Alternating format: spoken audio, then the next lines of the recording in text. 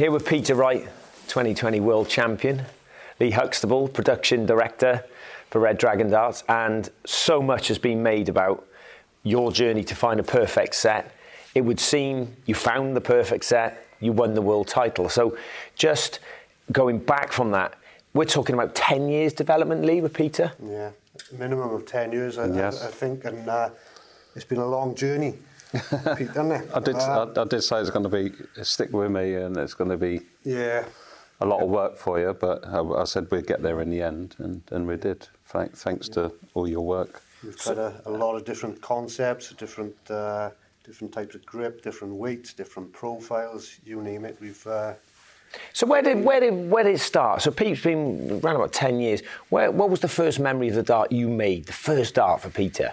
I think we said earlier. I distinctly remember an old Red Dragon Gold Star dart. Yeah, just a bit like this one here. Yeah. Yeah. But this one's. So with the scallop in the middle. The scallop in the middle, and the grip, and it's that similar sort of grip that I'm using on my new darts now, isn't it? But not as grippy. Yeah. So, yeah. I think I remember the old razor grip, which obviously this very similar to what you're using now. Yeah. A slightly different pitch, but again,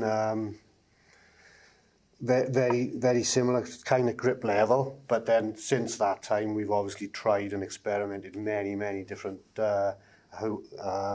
profiles and different aggressive grips and smooth grips.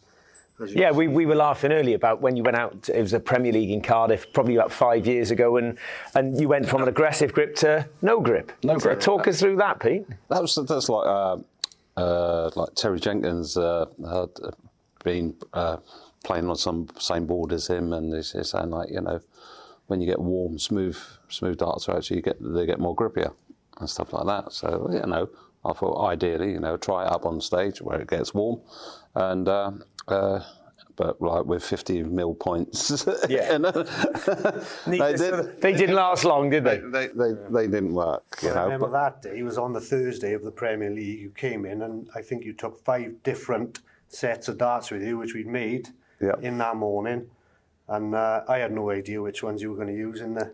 I didn't. On the night, and I was quite shocked that these were the ones, and didn't quite work on that occasion. But then, that's where I've always, as I said to you guys, the best time to try them is on TV if you get the chance to play on TV under that sort of pressure. So down your local club or anything, or indoors practicing against your mates, it's not going to work. You need to be under pressure. Under the most pressure you can be under. And then you find out if they work or not. And so even every time you go up on stage with a new set of darts, you don't truly know until you get up there. Exactly, you don't. You could be in effing on the practice board before you go up on stage. And as soon as it comes game on and you're under that pressure and under the cosh, and it's the only time you find out if they work. Is that because of the adrenaline you get into your system, or? Yeah, you obviously, because you go up there, all the butterflies, nerves, and everything. You can't practice that. Yeah, very hard. It is very hard to. So you can't. You can practice like a robot, you know, and get your throw perfect and your stance and everything else, but it doesn't prepare you for, you know. The pressure. So that feedback then, that when you've played a game, you've won so many games that Lee and I've watched and gone, he's found his darts. Only if you come off and go, they're not the right ones. I mean, you can look, if you talk us through, I think it was the PL15.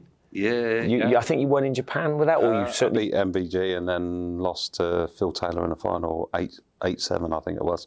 But I beat Adrian Lewis and them in Japan and everything. But you know, that's.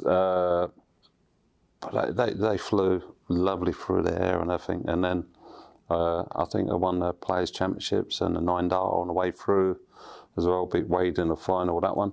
And again, that's the razor edge in there, Lee. Again, that I think actually evolved from the bronzers in the final, and then because if you remember, this one was shorter in the beginning. We did a shorter division. Yes, yeah. It was the bronzer. Is that the 2014 final?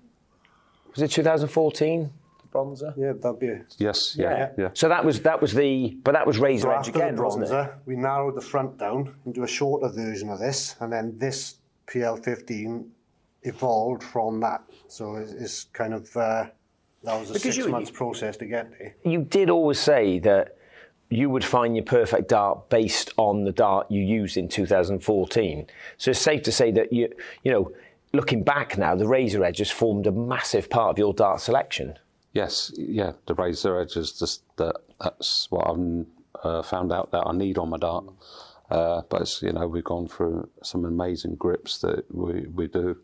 I've tried, you know, them all, come up with ideas. The diamond one sticks out. Well, and I know Joe, Pete's wife, listening, and I think Joe's convinced still potentially that the Euro 11 diamond is possibly still your best dart.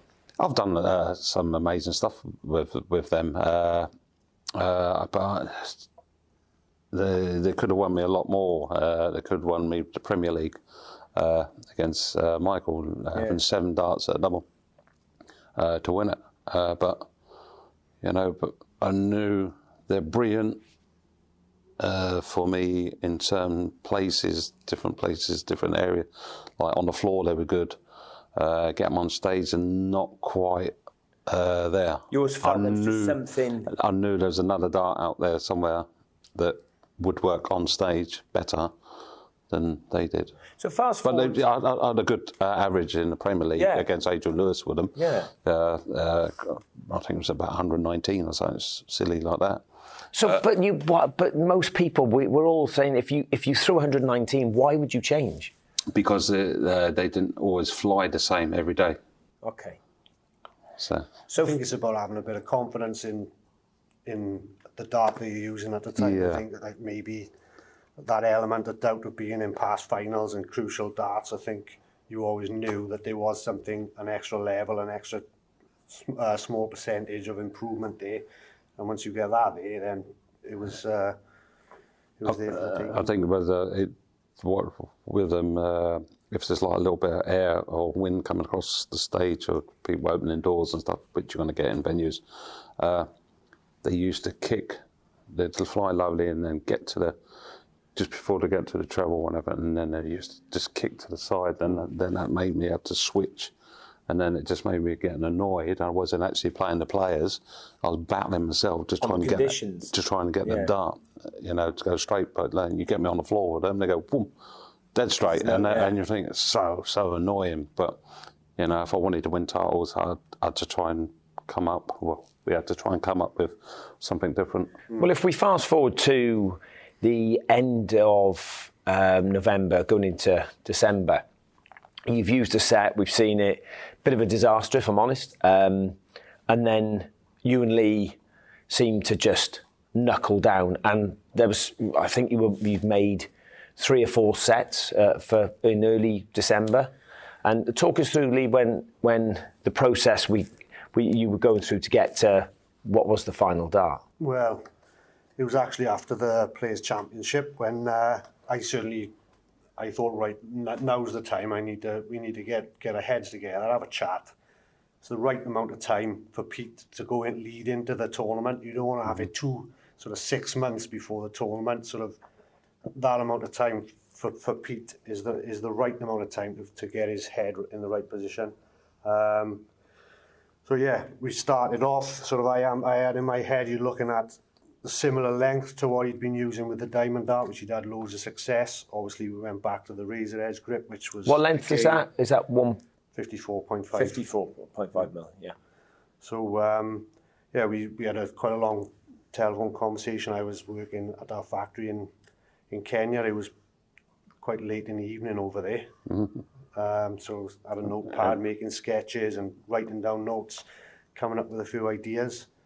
A few messages back and forth, and then we've done it very often over the years, and we just sort of done a little drawing of some sort of idea, and then the first one that comes off the machine, I'll just send him a little picture, and he may say, right, change this, move that little grip, move that grip further forward, or whatever. So that's where we went, and then we discussed different colours, appearance of the dart. Yes, yeah. But there's a fascinating story behind which I just learned today from you, but around the front colour of the black. Pete, if you can elaborate how that helps you on the dartboard. Well, I found, like, say, if you just like have a standard barrel, say that colour and everything, you put it on the black and everything, and it looks really big. And you put it in the red, put it in treble 20 red, it just looks, because it's shiny and it looks bigger. I know it's not. So you mean it kind of blocks your eye line to the treble? Yeah, it seems like it makes the treble harder to get into because the dart looks so big.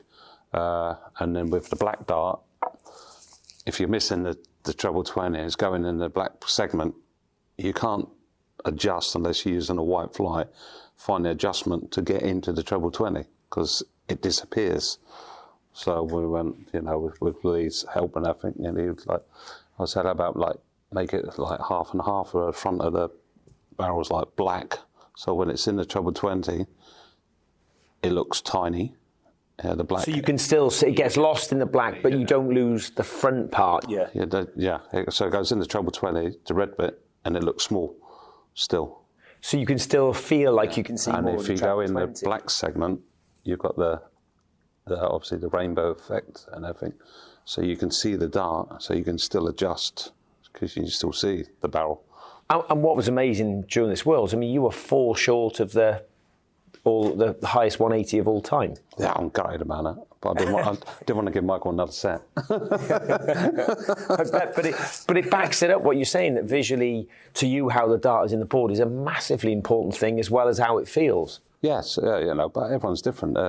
People can play with just the black barrels or just normal tungsten. But, that's what I like. It's a sexy dart as well, isn't it? Yeah, it looks fantastic. Taking into account his persona and everything, and so very often we've gone down the rainbow route with multicolours and things like that. I think it suits his personality. So it works well with the black at the front and the sort of multicolours. And like you're coming up with the ideas of shall we make it in like 85s, 90% and stuff like that? Shall we have the longer points and stuff like that? And went through as well. So when we came up with this dart, we actually came up with 2 completely different ones. We came up with a shorter, fatter version as well. Well, more like the torpedo shape. Yeah. Same concept, black and multicoloured at the back. But can we expect to see that one? Will that come out in the market? Do you think, Lee? Or it depends. I can still I can throw it and it flies amazing. It's just depends what frame of mind it's like. For instance, in the Grand Slam, I knew I had to go into a fat barrel because I needed to go through the tournament and actually place in the dart. So. And I've got to the final, obviously, and that's where I still like using that fat barrel. And what you come up with, that's a sexy looking dart as well, Oh, so you've got there's one in reserve then? Yeah, there's a reserve dart there, just in case I fancy just throwing like a robot, not moving a lot and just wanting to be placing the dart. If I go through that stage, then I've got them to fall. But these arrive in the post, and how quickly do you know that they're then the darts you're going to take into the World Championship? I don't know. Ask Lee. He got the message. Famous message. Yeah. Within a couple of days, wasn't it? I think it was. It started off. It was. These are absolutely flying. I've hit 4, 5, 9 darters in 15 minutes. I think it was. Yeah. And it sort of went on from there. I kind of thought, like, these seem to be working. We're heading in the right direction. And then a couple of days later, then he confirmed that these were the dart he thought were going to win him the World Championships. And that message went into the Sun newspaper, and it's obviously stamped there in history. And it's something that I think a lot of people have just said throughout their career. When you first joined us over 10 years ago, Mervyn King said to me, will win a World Championship if he sticks with a set of darts or finds the right set. So I think he was quite right then. So, are these the perfect set for you, Pete? They are perfect at the moment, but I think there's just a couple of ideas I've got. Watch this space. Thanks, Pete.